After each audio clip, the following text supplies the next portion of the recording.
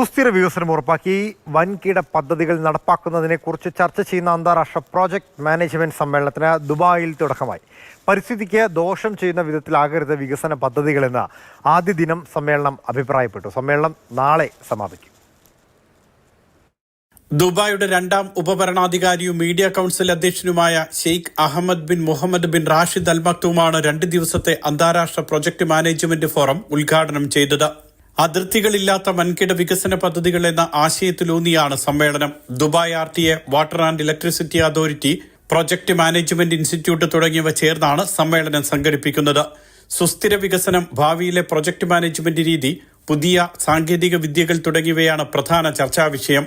വികസനം എല്ലാ കാലത്തേക്കും വേണ്ടിയുള്ളതാകണമെന്ന് പരിപാടിയിലെ മുഖ്യപ്രഭാഷകനും മുൻ ഫോർമുല 1 കാറോട്ട താരവുമായ ഡേവിഡ് കോൾട്ടാട്ട് മാതൃഭൂമി ന്യൂസിനോട് പറഞ്ഞു. It's a big part of how we are more environmentally friendly and the development of a race car, and clearly that's a big part of the concept and the delivery of many of the projects we see here.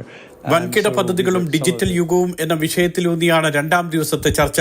Dubai RTA chairman മതാർ അൽ തായിർ അടക്കമുള്ളവർ 2ാം ദിനം സംസാരിക്കും.